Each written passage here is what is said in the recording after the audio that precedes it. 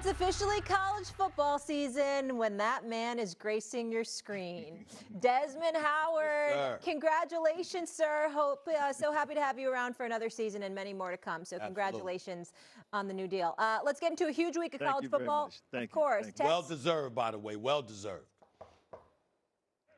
Texas taking on the reigning champs, Ohio State, dealing with a little bit of delay here, guys. Sorry. A game in which Texas, as the #1 seed, is the underdog. Des, is this a must-win for Texas or Ohio State? I think it's a must-win for Steve Sarkisian in Texas, because you look at what happened the last time these two teams met. Obviously, Ohio State beat them in a college football playoff game, and they went on to win a national championship. At that moment, that just buys Ryan Day, Ohio State's head coach, a lot of currency with the fan base. Right now, he's playing with house money. If he went out and lost the game against Texas, no one's going to be, putting for sale signs in front of his house. Steve Sarkisian needs this win. The last time these two teams played, they lost this game. He comes in with Arch Manning, with a more talented squad on paper, but we don't know that yet because they're still inexperienced in some slots. So I think that Steve Sarkisian and the Longhorns, they really need this victory tomorrow afternoon in Columbus. We all know this is all about Arch Manning. Let's call it what it is, my man. Everybody's been talking about this kid or whatever. I want to know from you, because I know you're going to give it to me straight. On one hand, I'm trying to figure out, how can you be the #1 ranked team in the nation but still come into the season opener as an underdog when you're the #1 ranked team in the nation? That's number one. But number two, when it comes to him, is he worthy of the preseason Heisman hype when this is the first time he's really been handed the reins? I know he started a couple of games last year, but this is the first time he's being handed the reins.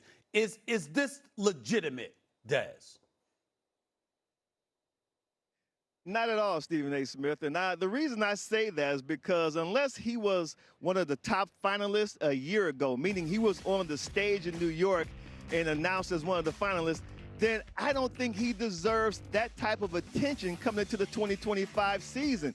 Maybe mention him for the Davey O'Brien Award or the Johnny Unitas, but the Heisman is the best football player in all of college football, and we have yet to see that. Now, Stephen, you know, like I know, in this sport, that name, the Manning name, carries a lot of weights, and it produces a lot of clicks. So we get it. But as far as performing on the field, what I've seen from him thus far, the kid has a very high ceiling.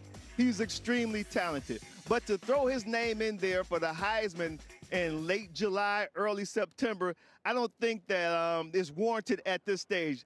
Now, tomorrow afternoon, we're going to see what he's all about, because we know he played in a couple of games a year ago, but not in an atmosphere like this and not against a team of the caliber of the Ohio State Buckeyes. I cannot wait Finally, to see somebody it. said it. Yeah. Go ahead. All right. This Saturday, Des, will be Lee Corso's last show. Unbelievable. With College Game Day. As someone who has worked beside him for 20-plus years, what's that moment going to be like for you, Des? It's going to be surreal, guys. I tell you what, Lee Corso is he's one of those people who I say we should just wrap him up in bubble wrap and protect him at all costs. He's a national treasure. He means not only so much to our family, because we're really, really close to Coach, but to college football. I call him the grandfather of college football. He's taught me so much on air and off air. You know, I'm just so happy that we're able to celebrate him the way we are going to celebrate him tomorrow. It's going to be tremendous. I don't think there will be a dry eye on the desk. The way this show is going to end, you guys make sure you tune in tomorrow for the special, iconic tribute to the legendary Lee Corso tomorrow on College Game Day. I'm not We absolutely will. We will not miss it. Des, thank you so much for being with us. We'll talk to you soon. All right, bro.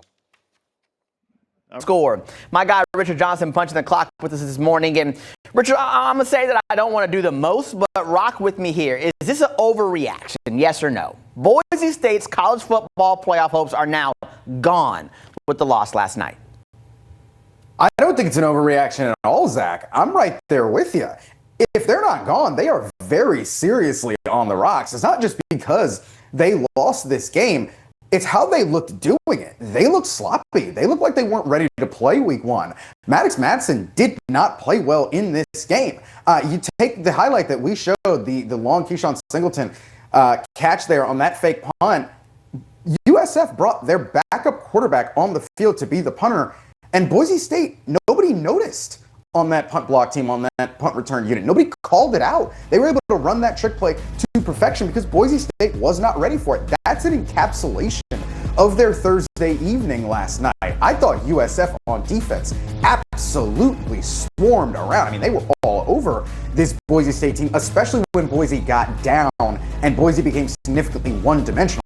Sire Gaines, I think, is a good running back, but he's not Ashton Jeanty. Not his fault, but Ashton Jeanty's a tremendous player. But when you see that Notre Dame game in October, that's why I think Boise State's playoff hopes are on the rocks, potentially absolutely dashed, because I just don't think they're going to win that game. So if you're a Boise team with 2 losses, that's to say nothing of playing UNLV once, maybe even twice in a conference championship game. Obviously, you got to get through Air Force at the end of September. Air Force is going to be a tough out always because of their unconventional system. Boise's got real problems here to get where they want to go. You know, it's hard to be talking about the playoff in August, but at the end of the day, that's Boise's aspirations. They're a program of that quality that concerns themselves with January football. I don't know if they're going to be there. Yeah, group of 5 teams really cannot afford losses this early in the season against opponents that you are expected to beat. Speaking of expected to beat, Nebraska doing that against Cincinnati last night, 2017. Dylan Raiola throwing for 243 yards, 2 touchdowns. You see that game and knowing how he finished the year last season of not being as efficient, turning the ball over too much.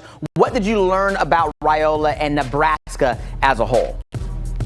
Well, I thought Raiola was pretty good. Obviously, you know, he was impressing his boy Patrick Mahomes. Mahomes was on site there. That game was played in Kansas City. Also, Miss Taylor Swift, or future Taylor Swift-Kelsey, I don't know how she's going to do that, was also there in attendance with her new fiance. So Dylan wanted to put on a show. I thought Dylan Raiola played pretty well. He was pretty efficient with the ball, but there's still some turnover-worthy plays in there. You know, in the third quarter, he has a play where he's frankly late to the backside on a route on a 4th down, and he throws what quite frankly should have been a pick 6 in that game, would have really gotten Cincinnati back into that game at that point in time. So there's still some shaky stuff from Raiola in there, but overall, yes, I thought he had a good evening. And Nebraska to win a close game. Every time Nebraska wins a game that's inside 1 score from here on out, it's a breath of fresh air for that fan base. They have struggled so much over the last few years. It predates Matt Rule in 1-score games. That entire fan base has a PTSD. So for them to be able to finish last night was huge for Nebraska, I think, moving forward. Yeah, Matt Rule hoping to complete the turnaround and get them back to where Nebraska is hoping to be and where they have not been in quite some time. Wisconsin played last night. They shut out Miami of Ohio 17-0, but that's not the only headline from the game because in the process they lost their QB Billy Edwards to a lower body injury, was limping after making a handoff, left the game, didn't come back. There's no update as of yet on his status, but what are the Badgers without him and what can they hope to do if they don't have him moving forward? Well, it's the second year in a row that you've got a big injury to your starting quarterback. This happened last year with Tyler Van Dyke when he was lost for the season. We'll wait to see what Billy Edwards' prognosis is for the rest of the season whenever we get an update from Luke Fickell and that staff. I think that Wisconsin coming into this season, the identity had to change. They added Jeff Grimes as offensive coordinator, and they were going to get back to basics, Wisconsin football as you know it. None of this air raid stuff that they did with Phil Longo as offensive coordinator the first couple years that Luke Fickell was there. We're going to run the ball. We're going to run the ball effectively. We're going to control the clock. We're going to do the things that you know Wisconsin for classically over the last 30, 40 years. So I don't think that necessarily changes without Billy Edwards, but eventually you're going to get in a game where you're going to have to throw the ball. So what will the passing game look like with Billy Edwards' backup? Yeah, 17-0 finish is not that pretty, but it is still a win regardless. Games tonight that we get 12th ranked Illinois in action hosting Western Illinois. How high are you on the Fighting Illini? Because coming in at 12, things are expected of you. I think Illinois is a little bit overrated. I think a lot of the reasons why people have Illinois this high is because their schedule is pretty easy. But I don't think it's complete cake like Indiana's was last year. They can lose that Duke game week 2. Absolutely. Darren Mensah looked tremendous last night. Granted, against an FCS team, but it looked tremendous. They could lose against Indiana at the end of September. Can lose at Ohio State against October 11th. I don't think this schedule is an absolute cakewalk for this Illinois team. I like Luke Altmaier a lot at quarterback. I like what they bring to the table, but I do think people are a little high on this Illinois team, at least higher than I am personally. So if you're feeling that way about Illinois, I'm curious to see how you feel about this next team that will also be in action tonight. Colorado, they'll take on Georgia Tech at home. Before I ask you about your thoughts on the Buffs, I have to say that Colorado has some high expectations this year. If you don't get it, you will after you hear from Coach Prime. Is there anything about Folsom, about this stadium that surprised you, that you didn't expect? Yeah.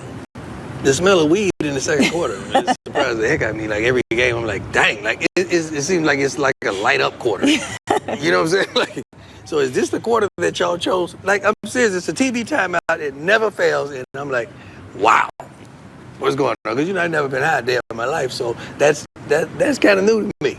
That's a Boulder essential, I guess. Truly. It is a black and white stripe-out game today in Colorado. We hear from Coach Prime. We'll see Caden Salter tonight as QB1. What can the Buffs do this year? Well, stay sober is the first thing they can do. I did not know that was coming. You threw me off a little bit on this fine morning. I think at the end of the day for Colorado, the identity for the Buffs is changing. They want to be a team that runs the ball and that's more physical. They have to be, quite frankly, because of what they lost in the wide receiver core. No Travis Hunter, no LeJontay Wester, no Will Shepard, no Jimmy Horn. You got to replace those guys. I guess they're going to do it in the aggregate. They've got a couple transfer portal pieces in, Hakeem Williams from Florida State, among others, to try to figure it out in the passing game, and Caden Salter at the controls at quarterback. I think we should expect to see Juju Lewis in some form or fashion at quarterback as well, if not in this game at some point during the season. But if you're trying to establish a physical identity, one of the worst teams you can hope to play is Georgia Tech. Georgia Tech knows what they are, and they absolutely have a brand of physicality that Colorado better be ready for. I think up front, Colorado is better than they have been in the last few years, but just how good are they? Georgia Tech's going to put that to the test. Colorado, it's going to be a radical change, I think, at least that's what they're going to try to do, to control football games this year. I don't know if they're ready to do that in week 1, especially against the Yellow Jackets. So then, Richard, are you picking Georgia Tech to get the win, to go to Colorado and leave with the dub? I absolutely am. I'm picking Georgia Tech to win the game. I'm picking Georgia Tech to cover as well. I think the spread is around 4 points. So, yeah, I think Georgia Tech gets in and out of Boulder with the victory. This will be the first meeting between those two teams, and it will be a fun one tonight at 8 Eastern between Georgia Tech and Colorado. Richard Johnson, stay high, stay sober, whichever one you choose, enjoy the day for sure. We'll catch up with you. And, of course, later on over